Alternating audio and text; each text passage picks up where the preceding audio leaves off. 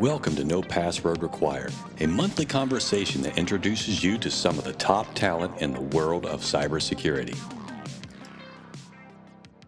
Hello, and welcome to No Password Required, a podcast dedicated to exploring the minds and personalities that make up the field of cybersecurity. I'm your host, Ernie Ferraresso, and with me, as always, Jack Clabby, a cybersecurity attorney at Carlton Fields, PA, in Tampa. On the podcast today, we'll chat with Special Agent Andy Sakella from the FBI. Andy spent his childhood dreaming of being a naval officer, and like so many of our previous guests, his first career choice wasn't his last. After working cases ranging from white-collar crime to foreign espionage for several years, he's now in a more public-facing role where he spends much of his work life educating the public. Andy, we look forward to a great conversation. But first, hello to my co-host, Mr. Jack Clabby. Jack, good day. Hey, Ernie, good day. Everything's good here in sunny Tampa, Florida. Spent a little time over the Thanksgiving break out of the state. And when I touched back down, I was 75 and sunny. And you think, my goodness, this is a great place to be. So not only is it the center of the cybersecurity universe, Florida, and is Tampa the beating heart of that, but oh boy, is it also a pleasant place to be. So you got that right. I got to tell you, we've been it's just been beautiful down here lately. I mean, you're talking, nice, low humidity, warm breezes. And that kind of leads us to, what you can find on the dark web, because they have warm breezes there, right? Anything's for sale and the price would often surprise you. That's right. So there was low prices, That's right. It's right. Like if you were to ask me, so all right, here's what I would like to talk about today. So there was a good headline about the CEO of Binance had put out a pretty big warning. He's got a pretty big Twitter following and put out a warning about some dark web activity that he had seen. And it was 487 million WhatsApp numbers. So WhatsApp phone numbers are not necessarily, secret. They're known to the users, and people use them to exchange, secure messages through the app, right? So a lot of people, there's 2 billion individual users, I think, like every day. It's a pretty high number. But the warning was that these 500 million WhatsApp phone numbers are out there. So two questions. One, how do they get out there? And then two, what's the damage that can be done with them? So I guess there's not good reporting on how they got out there. One of the speculation is that it was done through some form of scraping, because you can get access to numbers through the regular use of WhatsApp. You can automate that, I guess, is the potential, is the speculation. And that's what scraping is, right? So website scraping's been around for a while. You write a program that automates something that you can do yourself. So you can visit all these websites. You can pull down, for example, pricing information. But if I know the steps I take on every website, I can go ahead and just write a script that does that, and it pulls in all the HTML information. I can translate that, and then suddenly I have all the pricing information out there. And then what do the bad guys do with it? Well, if you have verified numbers for any texting service, right? Could be WhatsApp, could be something else. That just makes it more likely that a phishing campaign would work. And so the bad guy here, who is advertising these numbers, had the data set allegedly broken down by country. And so it was something like 32 million US allegedly verified phone numbers through WhatsApp.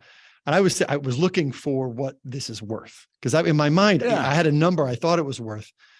It was being sold for $7,000, right? So, which is both a lot of money for something that anyone could buy. It's not like you buy it. What's not the Mona Lisa where you buy it once and you have the only copy. Yeah. This can be sold. It's a volume seller. You can sell unlimited amounts of these things. But it's also not that much money for 32 million US based phone numbers. So I don't know if that tells you something about the price. I don't know what that tells you, but I was surprised at that number. Yeah, it does seem, because you think about it, what it is that somebody's what they're going to use it for, because that's still, I guess nowadays, I mean, you're buying a big chunk of data because you still have to go through it, right? You still have to go through or you just use it as a big, I'll call it a big spray type of attack where you're just going to broadcast to as anyone, and you only need 2 or 3 to connect right. Because it's not right, because it's if it's not broken down in more detail, then you're not gonna be able to do any kind of spear phishing with it. So, Yeah. but it did bring up a conversation about this idea of scraping, and the law is all over the place on it. There's some. That's a good, exactly. Yeah. 'Cause if it's publicly available and you just automate it, or is it publicly available? Or is Yeah. it So that's right. So there are some, there have been some cases where two companies compete with each other. And the first company goes and runs some form of scraping on the second company to pull down all its information sort of in real time to have perfect intelligence on the public offerings of the other company. There's some evidence, or at least there's some case law in the Ninth Circuit, which is out in California, that sort of thing, absent more, is not a violation of one particular federal statute, the Computer Fraud and Abuse Act. But that doesn't mean that it's not the violation of other state law principles that might be in play between those two companies. But that doesn't tell you much about, think about a news aggregator that writes scripts that just goes and pulls from pay websites information down and immediately puts it up. In some cases, that can probably be okay. In other cases, you might have intellectual property violations depending on the facts. But if you're an entrepreneur and you're out there and your business model depends on taking things from other websites in an automated fashion, you do have to be careful and give some thought to it, and definitely talk to your counsel about it. But there are things too that companies can do in resisting that kind of web scraping. There are ways that they can set up, put things behind a username and password login, even if they're publicly available, to try to control the way that information gets disseminated. That makes it a little harder. And then there's kind of cooler, newer web scraping that relies on APIs that are not yours that exist. And I think it's probably a little clearer that if you're borrowing someone else's API, I think you're in better standing if you get their permission before you just start taking things from that API. So it was good to see. The term's been around for a while, but it was good to see folks have a little more conversation about it. Scraping. Yeah, I think it's interesting because, like you say, there's so much publicly available information. And then of course, so how about that? I'll look at it from the intelligence community side, right? If you look at it, it's the part that, well, sometimes the quote collection, the sources of collection of it can be really classified. The actual part that makes it even more sensitive is the analysis that happens upon all the collected information. So meaning like the scraping of it, you may be able to get all this data, but it's meaningless until somebody actually turns it into something that you can do something with. And that's when it becomes even more sensitive. So like in this case, I pay $7,000 for 32 million phone numbers. To some people, they're going to say, okay, that's just how many digits worth of numbers. That's a lot of damn numbers. I'll play more money for less. Yeah, exactly. But in the hands of a trained analytical person, that can probably turn into something pretty lucrative for them. I guess that's the way to do it. So but I think that's where we start getting into the how large data sets are going to be utilized going forward. But you wonder too, like at some point when the data sets are large enough, you're just guessing. You could probably just guess numbers. I'm sure exactly. Yeah, I'm sure they do that. Yeah. How many in here is 1, 2, 3, 4? There it is. I got it. That's right. You've been looking at my passwords again? Yeah. 1, 2, 3. I thought it was just 0, 0, 0, 0. Is that? No, that's mine. Sorry. But like I say, you mentioned an interesting part about it is the, when does it get to be a crime to do that? So I think that's, especially as we start moving out here into the future of more and more data, more and more big chunks of data that's available and people starting to scrape and things. So interesting stuff. And that being said, we're going to dive into a little bit more about the world of law enforcement. After our quick break, we'll return to talk to Special Agent Sakella about his journey from a nuclear submarine to FBI Special Agent. And I'm not going to lie to you, it's a pretty cool journey. So stick around. Looking for more no password required content? Follow us on Twitter, Instagram, Facebook, and LinkedIn at No Password Pod. All right, welcome back. Our guest is Andy Sakella, the private sector coordinator for the FBI's Tampa division. Andy, Welcome to No Password Required. How are you, sir? Good, thanks. How are you doing, Ernie? You know, every day is a little bit better than the last. Every day. Hey, every day that you wake up breathing, that's a victory in my book. That's exactly correct. That's exactly correct. Andy, can you tell us a little bit about your career path and how you became, in your current role? Just chase us through that. Sure. Do you want me to start back pre-FBI or starting from the FBI? That'd be great. Like even just from when you first got interested in law enforcement, as far back as you can. Yeah, because this helps our listeners learn about. Well, I'm getting old, so I got a long background. So it might take a couple minutes, but my childhood dream was not to be an FBI agent. I never thought about that. Never showed any interest in it. I grew up close to the Naval Academy in Annapolis, and we used to take family trips there every year. So my dream as a kid growing up was to become a naval officer, graduate from the Naval Academy. So I was fortunate enough to be accepted into the academy, and I graduated with a nuclear engineering degree. And I spent 18 months in nuclear power school, and then reported to the USS Batfish, a fast attack nuclear powered submarine. Wow. Submarine life really wasn't what I expected it to be. The idea of spending my life in a big tin can underwater, away from family and friends for months at a time, really wasn't how I wanted to spend my life. Yeah. So I completed my 5 years of obligated service with the Navy, and then got out of the Navy, went into the private sector where I managed a manufacturing plant for about 7 years. And then about a year after 9/11 hit, I got this crazy idea to join the FBI. I say about a year, it was literally on the 1-year anniversary of the September 11th attacks. And I just got this moment of inspiration, for lack of a better word. Up until that point, I had never thought about the FBI or even any kind of law enforcement before. But as we all know, sometimes life takes us in certain directions or presents us with opportunities that we don't really expect or foresee.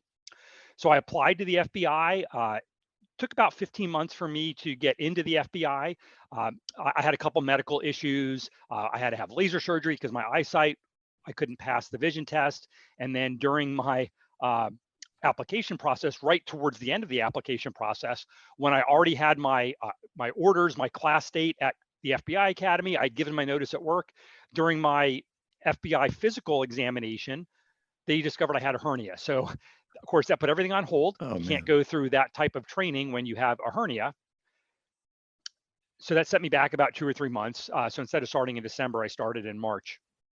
So about 6 weeks into the FBI Academy, you get your orders. So it's a huge deal. And when I say you get your orders, it's what field office you're going to be assigned to. It doesn't tell you what you're going to be doing in that field office. That comes later on. So I remember everybody is just there's such anticipation. People, obviously, it's going to affect the rest of your life where your orders are going to send you. So I just remember opening that envelope and seeing I'm getting assigned to the Washington, D.C. field office.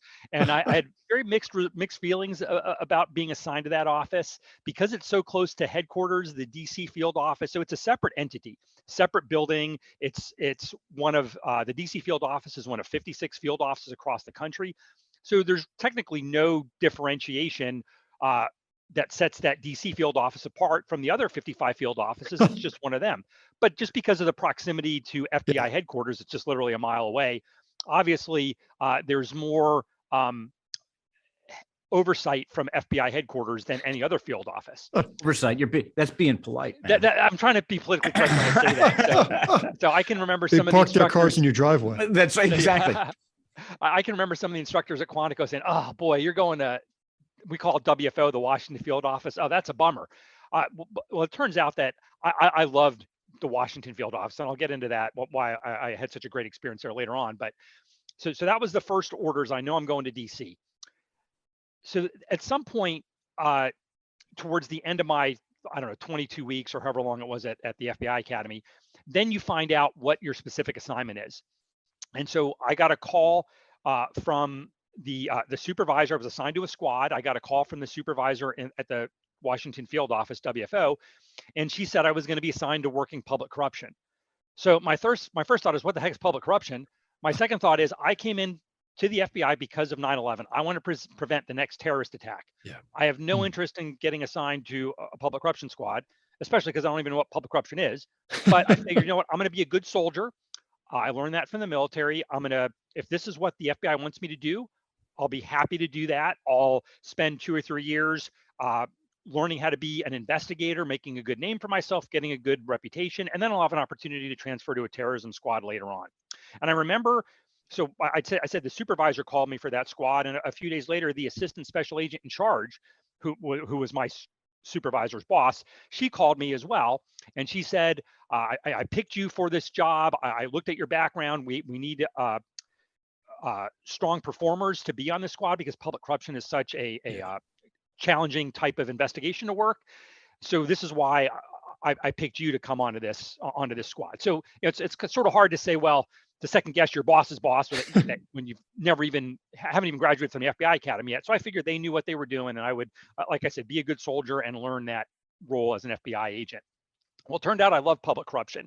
So I spent 5 wait a minute. years. Let me just get that straight. Did you just say you love public corruption? Not me being corrupt. Okay, good. But thank you for clarifying that. But investigating corrupt public officials, how's that?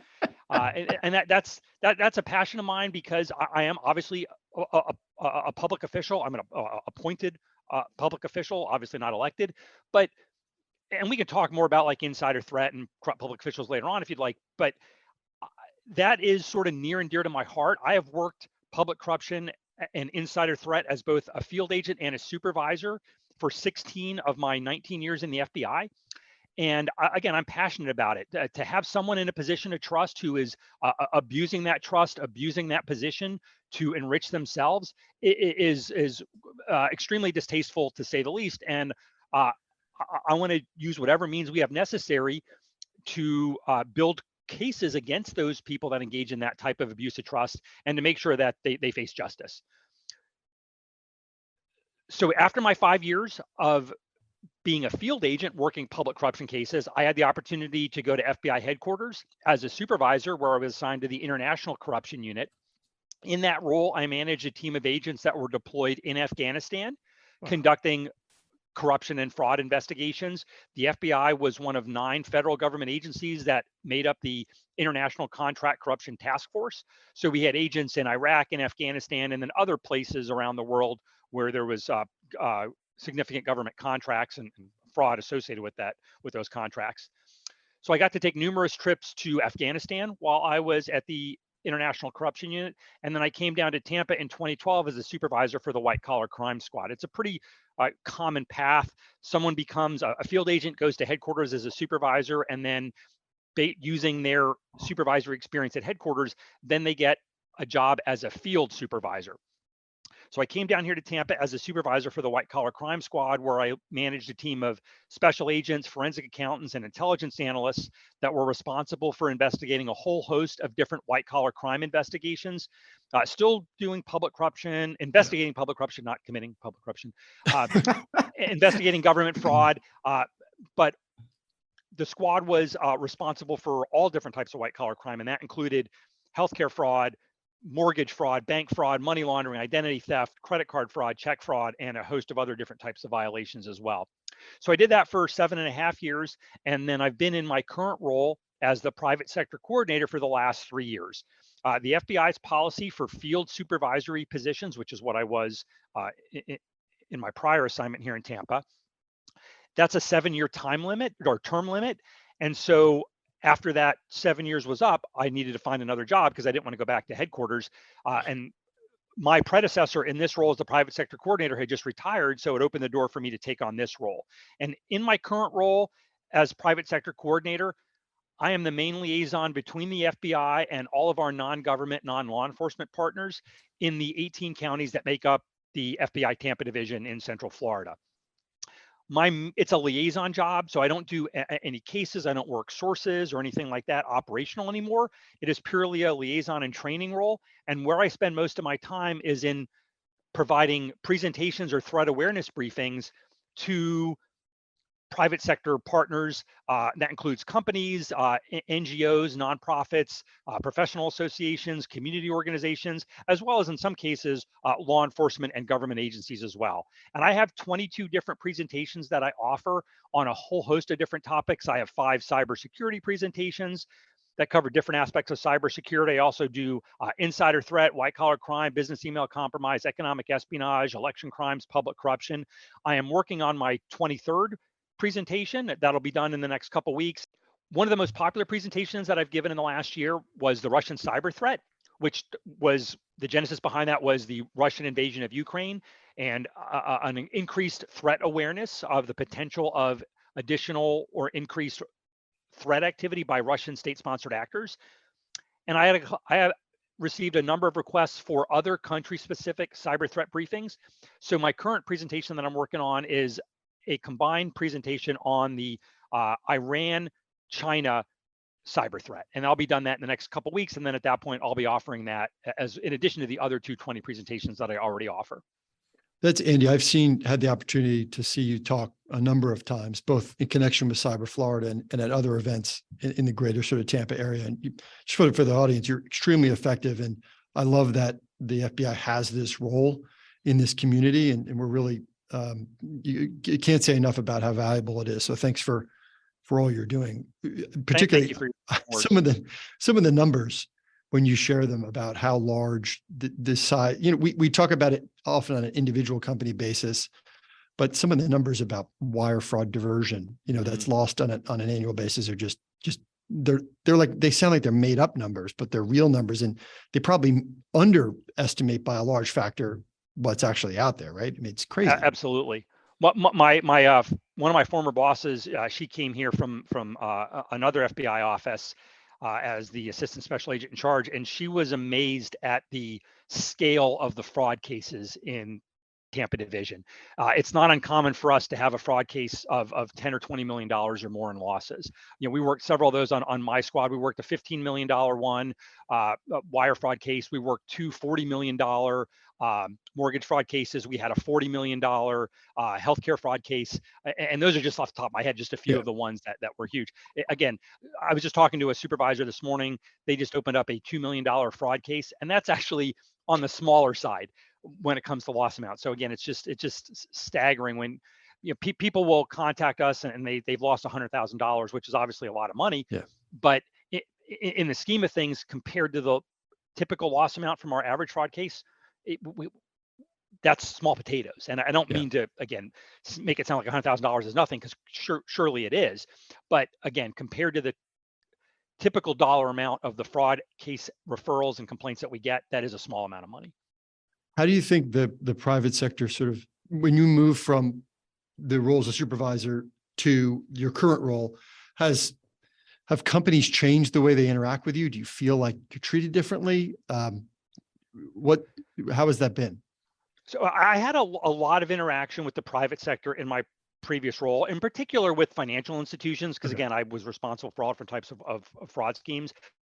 So I also had a lot of interaction with the healthcare providers and health insurance companies. So I already had that network of private sector companies, which is one of the reasons why I was interested in this role. And I'm in a much better position now than I was before to share information and intelligence, especially through the context of these threat awareness briefings with these organizations. I did those occasionally in my role, but I was also responsible for the day-to-day administration and management of a very active criminal squad. So I didn't have a lot of time to do those presentations. Whereas now that's really my main goal, my main job responsibility. And so I think because again, I'm one of the faces of the FBI Tampa division, my job is to engage with these organizations. I am much more available or accessible to the organizations, or at least I hope I am. One of the questions that's come up, it's been around for 5-10 years now, almost since the dawn of cybercrime, but a company is the victim of a criminal hack, right? A criminal act that's penetrated its systems. And one of the questions they have is when to call law enforcement, how to engage with law enforcement. And they're the victim of a crime, but they're also worried that if they reach out to law enforcement. Law enforcement's going to say to them, okay, well, I want to see everything, and we'll start to sort of investigate them. What do you say to a company that has that concern and is planning for these events? Sure. So I'll address that last question first. Yeah. I don't know of a single incident where the FBI investigated a victim after that victim came forward and reported that they were the victim of a crime. That we're very sensitive about re-victimizing a victim organization. The closest that I can think of is a hospital that had a breach, and one of their, actually, I'm sorry, what wasn't a breach? One of their employees stole patient information, their PII, including their Medicare or insurance information. And the company reported that to us, but ultimately they had a HIPAA violation. HIPAA is the Health Insurance Liability Act, because they didn't take appropriate measures to safeguard their information. But I think in the original complaint, when they came to us, they said that they knew that they were guilty of that breach anyway. Okay. But again, that's our focus is to help that company recover from that incident and to collect evidence related to that incident. We have, it's not like we're looking for work. We have allegations that come in every day. So we don't look at these as opportunities. Oh, hey, let's look at this victim that reported this. Our goal is to help that victim remediate, recover from that incident. In terms of when law enforcement should be contacted, 2 points on that. One is we encourage organizations to include in its incident response plan a call to the FBI. And that shouldn't just be the generic FBI Tampa office number or whatever your closest field office is.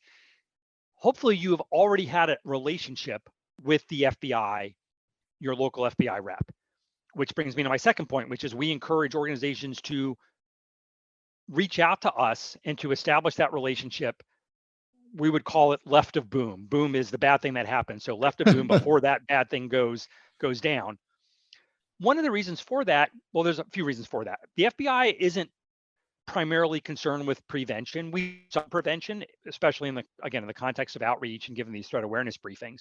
We're more on the right of boom in opening an investigation to collect evidence related to that incident, to identify the subject, to again build a criminal case where we can charge that subject. But we do have some role in prevention. And for example, in addition to these threat awareness briefings, we are sometimes invited to observe TTXs, tabletop exercises that organizations conduct. And we don't set up those TTXs. We are there in an advisory capacity, especially when it comes to weighing in terms of what the FBI would do if this was a real world incident. I've been at several of those TTXs myself. In every instance, the organization that invited us to participate in that TTX was expressed their great appreciation for our participation, because again, we're not there to figure out what the company's doing wrong and to see if we can open up a case against that company. We're there to help the company, and having our presence there helps them again through that remediation and recovery, which is again why we encourage organizations to establish their relationship with the FBI before something bad happens, and to include as one of the first steps in your incident response plan, contacting the FBI. There's some, for smaller organizations maybe that aren't running tabletops or that would not involve the FBI in the tabletop. Sometimes they've learned about IC3, right? This website where you can go to and file a complaint. Can you talk a little bit about how IC3 works and Sure. How businesses should use it? Sure. So the IC3 is the Internet Crime Complaint Center. It is part of FBI headquarters. They're located up in West Virginia. It is the clearinghouse for all internet and wire fraud complaints. So when we're contacted by a victim, one of the first things that we do is ask them, if they haven't done so already, to file a complaint with the IC3, which is www.ic3.gov. The website is very user-friendly. It's mostly drop-down selections as well as some text entry fields. But regardless of what organization or what individual has lost money, how much that loss amount is, it doesn't matter. We tell everyone to file a complaint with the IC3. The IC3 then reviews every complaint that comes in. And if that loss based on dollar amount, number of victims and other factors, if that loss is deemed significant enough, the IC3 will refer that complaint to the local FBI field office based on the potential venue or jurisdiction. Okay. Even if it doesn't meet that threshold in terms of the loss amount, that information goes into this humongous FBI database. And that database collects every complaint anyone's ever filed. And another thing that the IC3 does is once they get that complaint in, let's say they got a complaint against ABC Industries, and the complaint is that ABC Industries is engaged in some kind of consumer fraud, and it's the loss amount is $100,000. Well, that's a relatively low loss amount, but the analysts at the IC3 will then review the IC3's database for any other entries related to ABC Industries. And they may find 10 other victims that filed similar complaints. Again, any one of those complaints in itself isn't enough of a loss amount, but you get 10 of those at $100,000 a piece, now you're at $1 million. Yeah. So that would catch the IC3's attention, and they would again refer that then to the appropriate field office. The IC3 also does pattern and trend analysis. They look at any new tactics or techniques that the bad actors are utilizing. And every year, the IC3 publishes an annual report named, not surprisingly, the IC3 annual report. It is available on FBI.gov, so it's publicly available. It's about 15 or 20 pages. It contains a lot of really good information related to internet and wire fraud. A lot of that statistical information, including the numbers that you referenced earlier, are contained on that. It breaks down based on the number of complaints, what were the most popular or commonly reported fraud schemes based on the loss amount. The IC3 report has in order of which schemes resulted in the most losses. It lists out all the different types of scams. The top three are always business email compromise, investment fraud, and romance scams, and then all the other like tech support scams and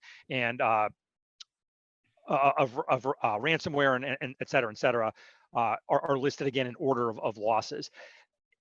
The report also contains, in addition to the statistical information, it also has a lot of narrative information that talks about the different schemes that are out there. It mentions ways that organizations can take to protect themselves from these different schemes. So really, really good information, not just for organizations and businesses, but for individuals as well. That's cool.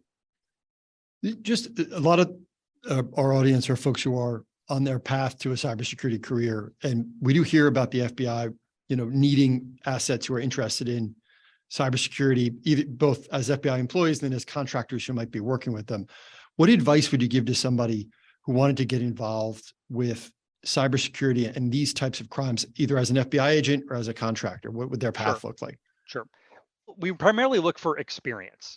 And for most IT-related jobs, you don't necessarily have to have those certifications. The FBI will give our IT folks the training that they need to do their job. So just because you don't have those certifications doesn't mean you can't apply for a position in IT with the FBI. And that's especially true if you want to get an entry-level position. Let's say you aspire to become a computer scientist. You come into the FBI right out of college. You start at an entry-level position, maybe as an administrative specialist or something along those lines.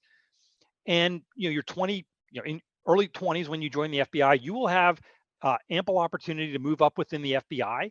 And if you get into one of those IT-related job specialties, the FBI will pay for you to go to whatever training to get those certifications that you need to do that job. One thing that really surprised me when I joined the FBI was how many opportunities there were in the FBI. Now, we're a relatively small organization, 39,000 employees, and I put that in the context of like the Navy. I would have thought the Navy with 600,000 or 500,000 sailors would have had a lot of opportunities. The thing is in the Navy, and I can't speak for the other branches, but at least in the Navy, like I was a nuclear trained officer. I was pretty much locked into that career path, which makes sense in some ways because the Navy spent a lot of money on my training through the Naval Academy, as well as through 18 months of nuclear power school and submarine school. So they don't want that training to go to waste. So they want you to be a nuclear trained officer and be on a submarine or a nuclear powered surface ship for your career. I get that. So there's not a lot of leeway once you get into the Navy.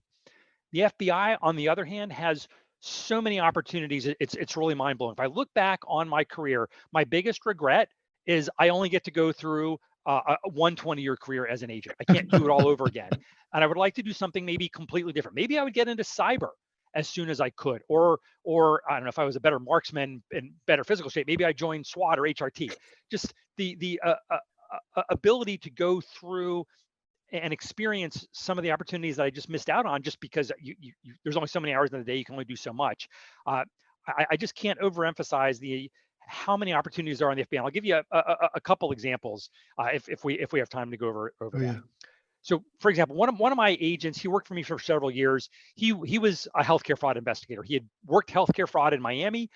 He went to headquarters as a healthcare fraud supervisor for a couple of years. That came down to Tampa, again working healthcare fraud, and he decided, you know what, I'm going to do something different. So he became a technically trained agent, or a TTA as we call them. So this is the kind of person that would turn this seemingly innocuous beverage container into a recording device.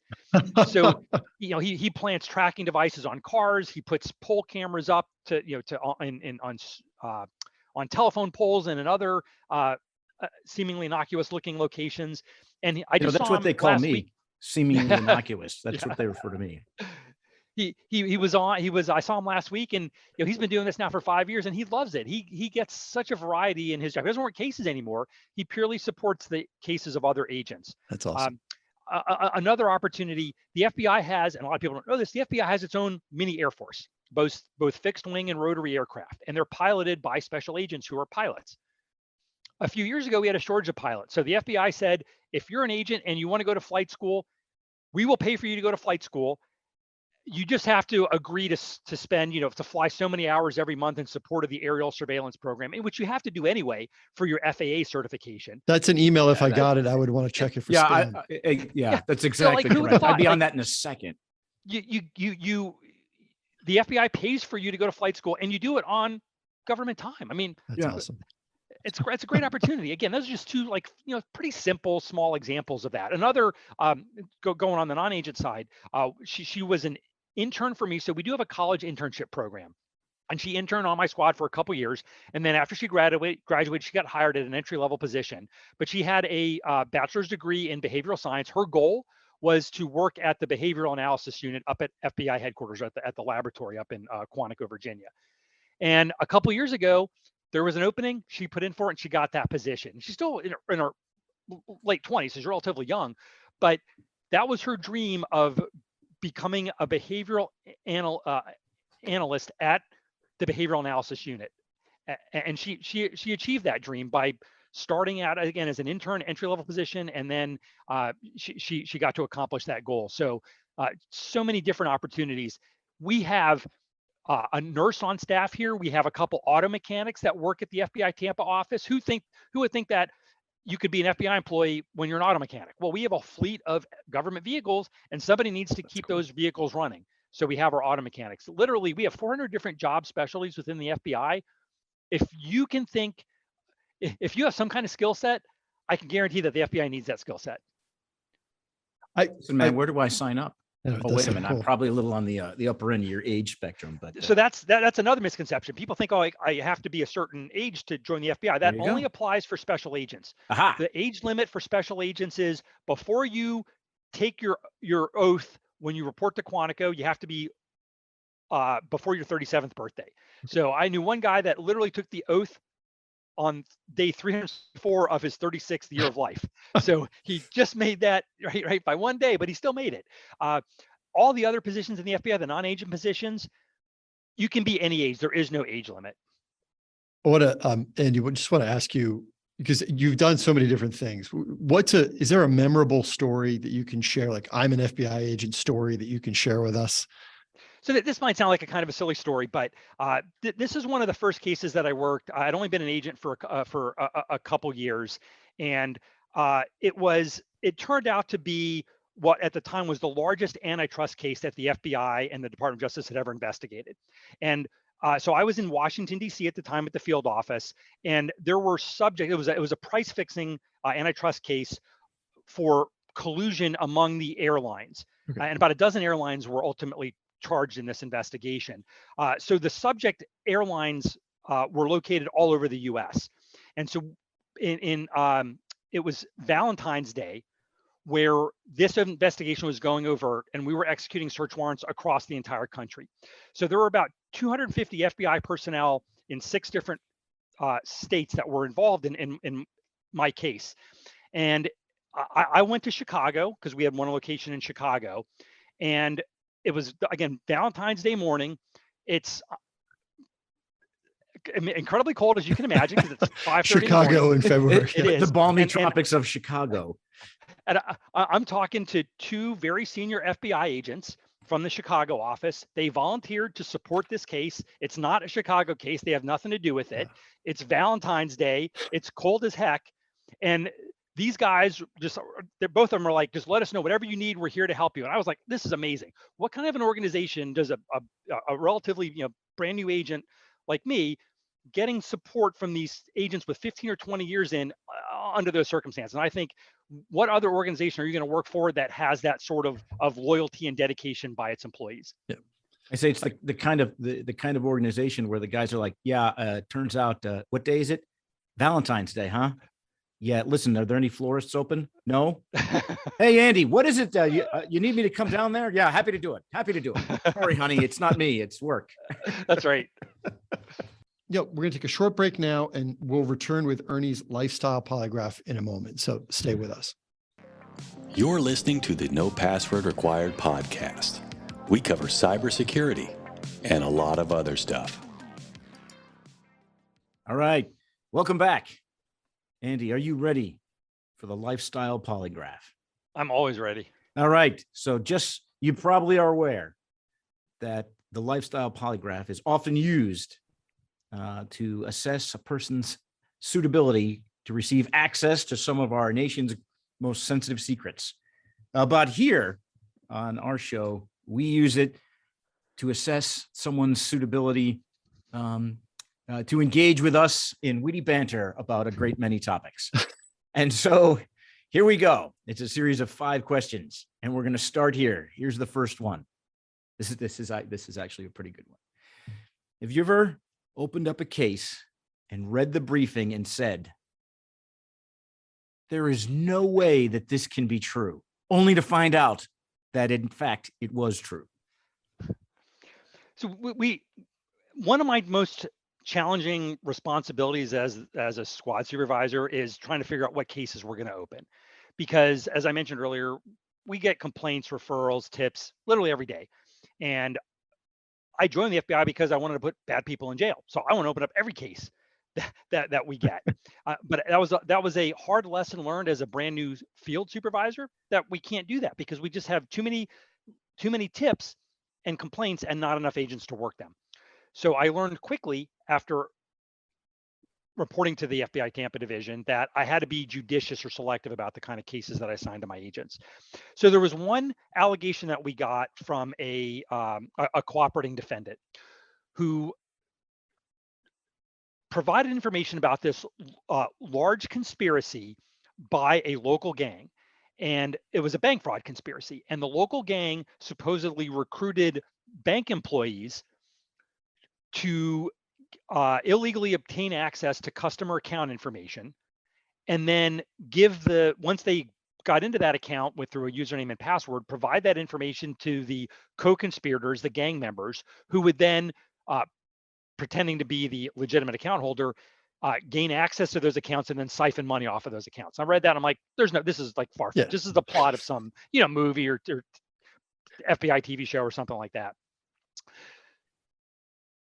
So my process for evaluating or triaging complaints was I would assign all these complaints to one of my analysts to run database checks to see if there were any other complaints related to this alleged subject for the complaint that we were looking at. And so that's what I did with this one. I gave it to one of my analysts, and she found some other reporting that indicated that a bank had reported this exact same type of activity. And I'm like, wow. Oh my gosh, as far-fetched as this is, I guess it's true. So that case is still ongoing, so I can't talk too much about it. But to date, we have charged 5 bank employees and a half a dozen members of the gang with this criminal conduct. So it's even, that the loss amount wasn't huge, but again, you have bank employees. This goes back to the insider threat that I talked about earlier. Bank employees in positions of trust Man. giving bad guys access to your bank account and stealing money from your account. Like that's something that all of us have bank accounts. So it doesn't matter how much or how little you have in a bank account. You don't want anybody to get access to that account and steal your money. So this is the kind of case that every one of us can appreciate. But yeah, I would never have believed that allegation was true, but sure enough, and it's been a great case. Is that, I don't know, you probably can't talk too much about it, but is it like the bank just disgruntled? Listen, I hate this bank, so I'm going to steal from the people the people who put their money in there. Because that really doesn't hurt the bank. I mean, or there's the gang like, yeah, you get 10%. Or they did it, and it's interesting because when the gang conceived of this scheme, they specifically targeted younger employees at those banks, people that they thought were good because they were younger, they were more naive, more susceptible to manipulation and whatnot. So, they didn't go after the 50 and 60-year-old bank managers because they figured that that'd be a hard sell. So they went after these, younger individuals who they believed were more likely to flip and work with the gang members. And it was apparently a pretty good model for them to follow because, as I said, they recruited at least 5 bank employees to engage in this sort of activity. High responsibility, relatively low pay. Yes. Low loyalty. Yeah. And we won't get into it now, but some of the cases I worked as a public corruption investigator were corrupt prison officials, corrections officers who were smuggling contraband to inmates in the DC jail. And we would generally arrest them after 2 bribe payments of a few $100s a piece. So they're being arrested with a relatively small bribe amount, but there's we have no idea how much other money they took, right, in bribes when they did this. But that's again a person in a position who has a relatively low pay. It's not a very prestigious position for the most part, not a lot of opportunities, and so these corrections officers are more susceptible to these types of schemes. And then you throw in the fact that we're talking about the DC jail. Most of the corrections officers at the DC jail live in DC. So in some cases, they are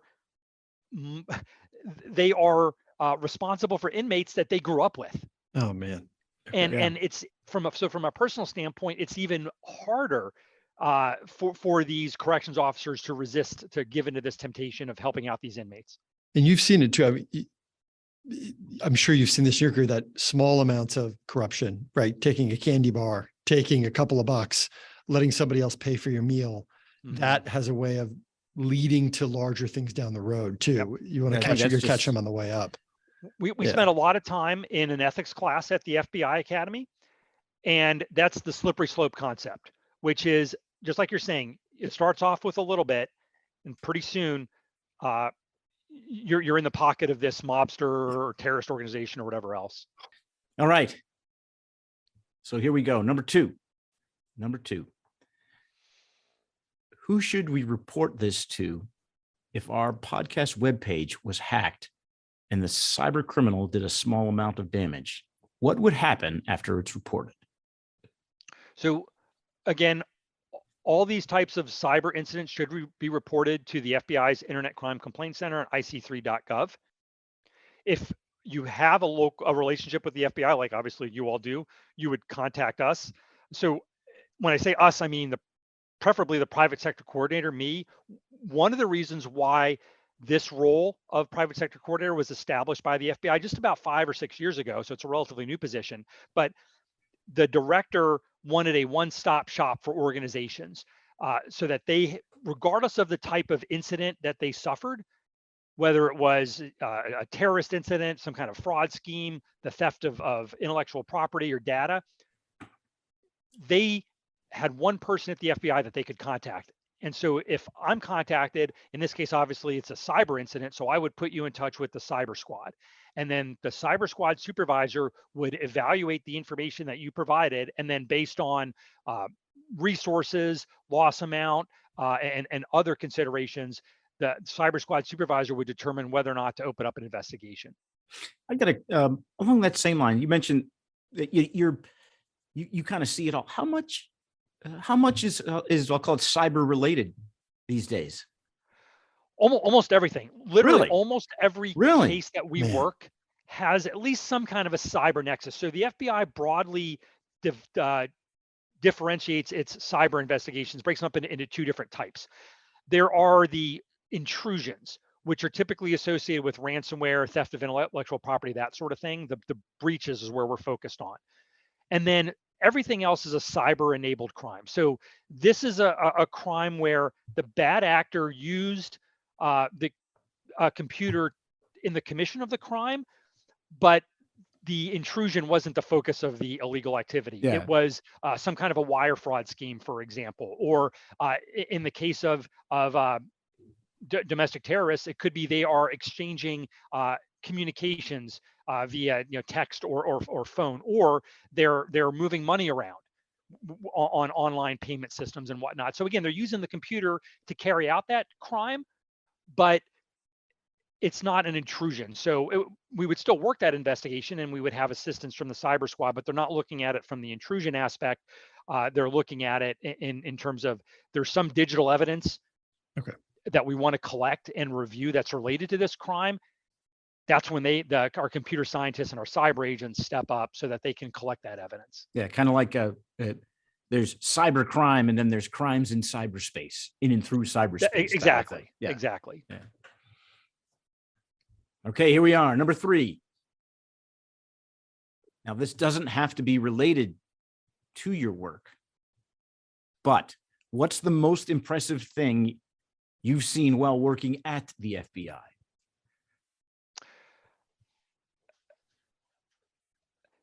So and I can't remember what year it was, around 2014, 2015, FBI Tampa had a domestic terrorism case on a guy named Marty Winters. And I say the name because it's an adjudicated case, and there's some information out there in the public domain about it.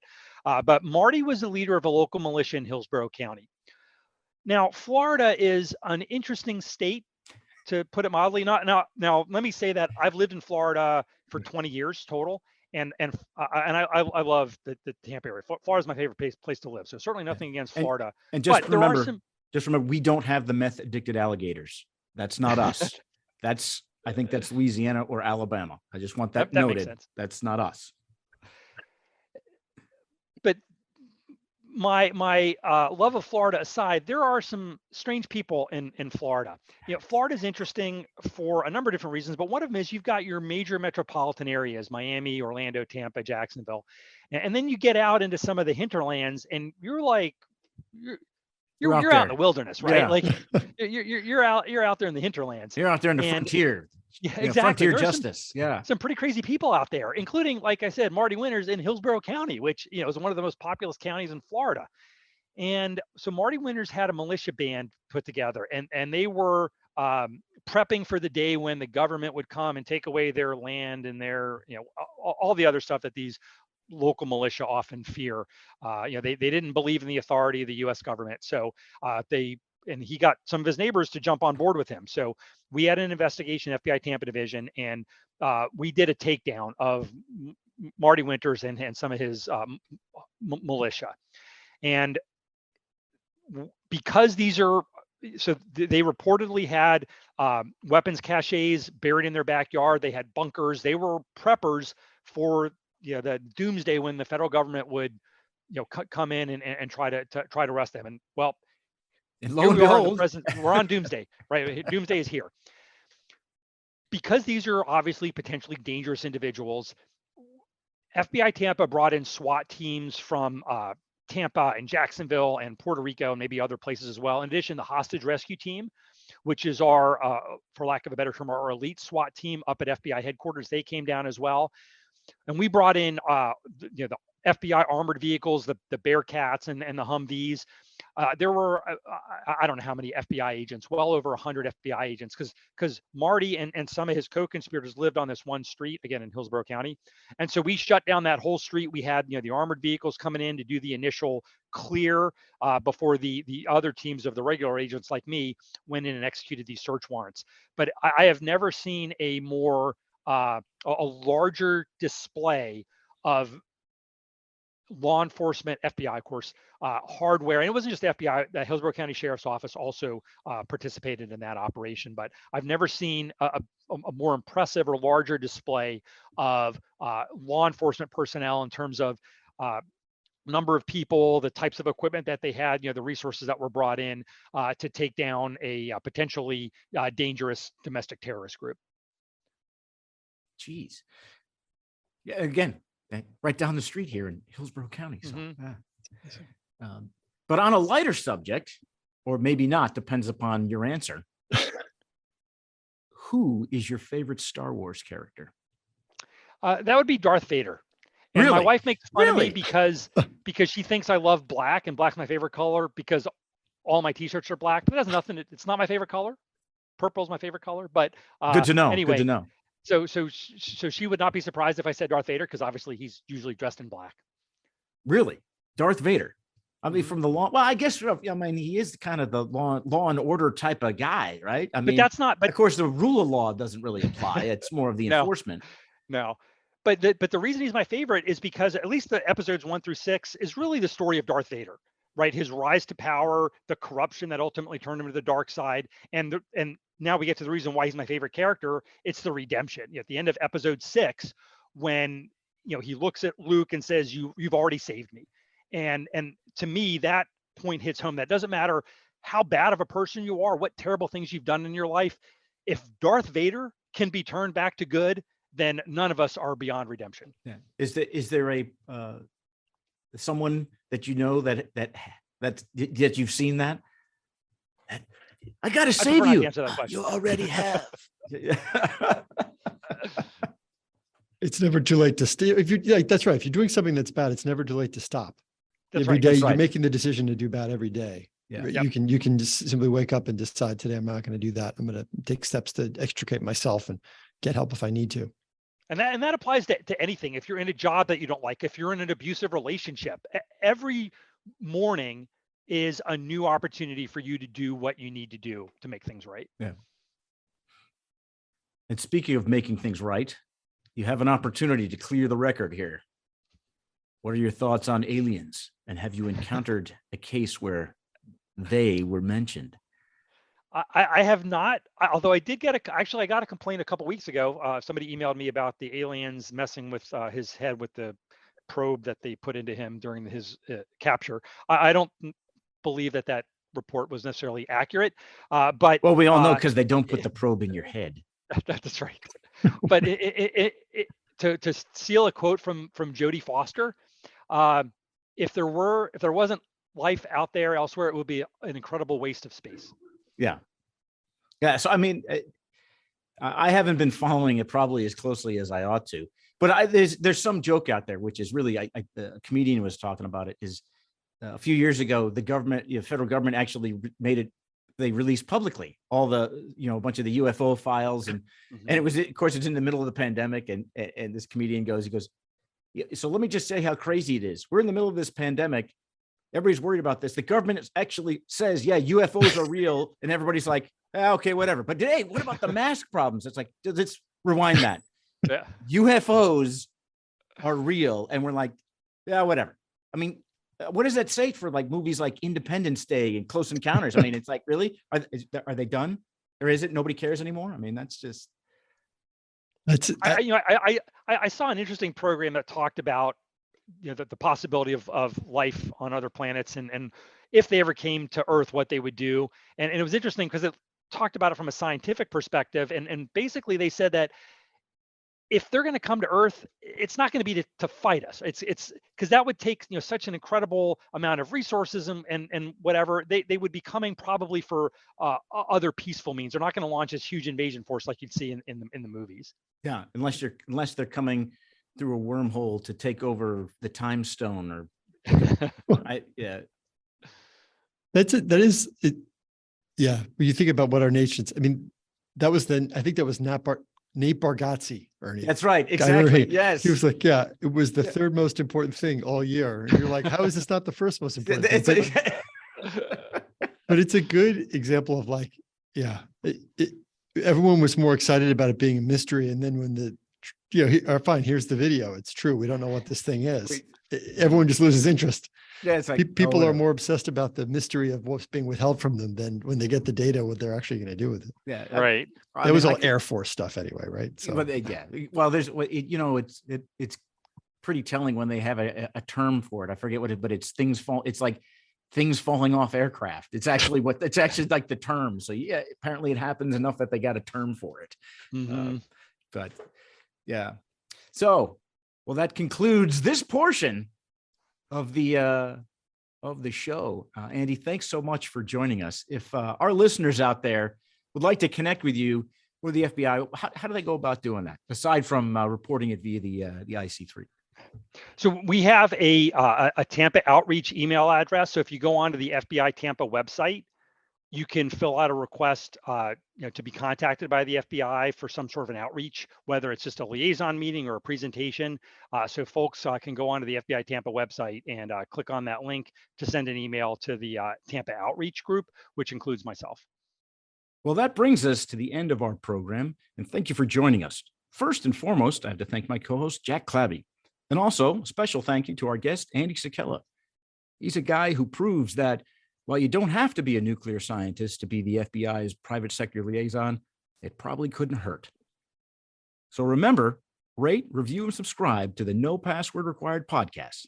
And you can find us on social media at No Password Pod. And if you'd like some show swag, just ask and we'll hook you up.